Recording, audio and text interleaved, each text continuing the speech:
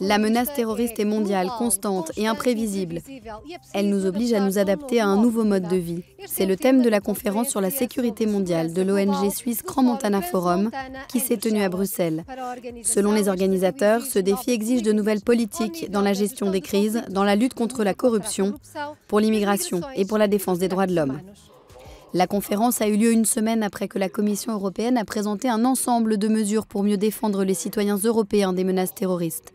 Objectif, protéger les espaces publics, priver les terroristes de moyens d'agir et renforcer la coopération avec les pays du tiers-monde. La proposition du président français Emmanuel Macron de créer une académie européenne du renseignement et également d'envisager peut-être, et je l'espère de tous mes voeux, la création d'un parquet européen pour unifier les enquêtes contre le terrorisme. Au mois de janvier en France, nous aurons aussi une grande conférence internationale sur le financement du terrorisme. Il va falloir véritablement mettre en place les structures nécessaires pour la traçabilité de cet argent et de ce blanchiment d'argent.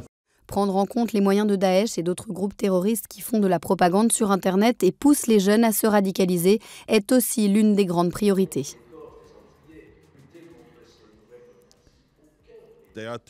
Il y a deux façons d'empêcher un acte terroriste. L'une des deux, c'est bien sûr de prendre le terroriste et de s'assurer qu'il n'appuie pas sur le bouton quand il a prévu de commettre un attentat.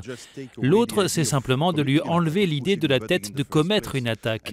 La meilleure façon d'arriver à cela, c'est de créer une société plus inclusive, pas seulement ici en Europe, mais aussi dans le reste du monde, et de s'assurer qu'il y a plus d'équité et d'égalité. Inclure des membres de la société civile est un élément important pour améliorer le dialogue et trouver des solutions qui correspondent aux besoins des populations locales. Mais pour cette défenseur des droits de l'homme en Libye, la sphère politique n'est pas assez à l'écoute. Cela fait longtemps que personne n'a dit stop pour repenser, voir ce qui n'allait pas, évaluer, pour vraiment changer l'information et le savoir, pour respecter les gens, les écouter et amener de nouveaux acteurs. La jeunesse, par exemple, je me concentre là-dessus parce qu'aujourd'hui, je travaille étroitement avec les jeunes en Libye et les femmes. L'Europe ne peut pas remporter le défi de la lutte contre le terrorisme simplement en devenant une forteresse et en fermant ses frontières. Mieux gérer l'immigration est l'un des plus gros défis des 10 prochaines années.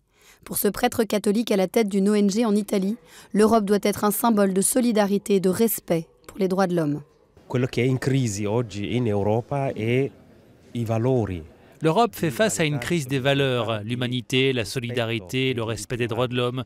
Ce que nous devons nous demander aujourd'hui, c'est est-ce que l'Europe est toujours une démocratie alors qu'elle tolère la violation systématique des droits de l'homme dans les pays voisins ?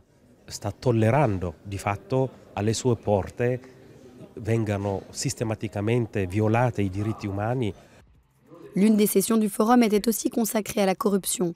Et même lorsque des organismes spécifiques anticorruption sont créés comme au Cameroun, une nouvelle culture de transparence et de responsabilité doit être trouvée.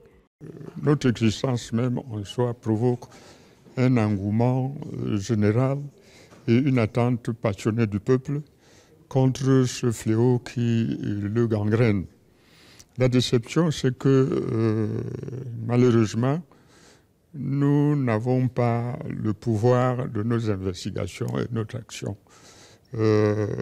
Toutes nos meilleures propositions sont bloquées au niveau de l'exécution. Des travaux qui devraient se poursuivre lors du sommet UE-Africa qui se tiendra les 28 et 28 novembre à Abidjan, en Côte d'Ivoire.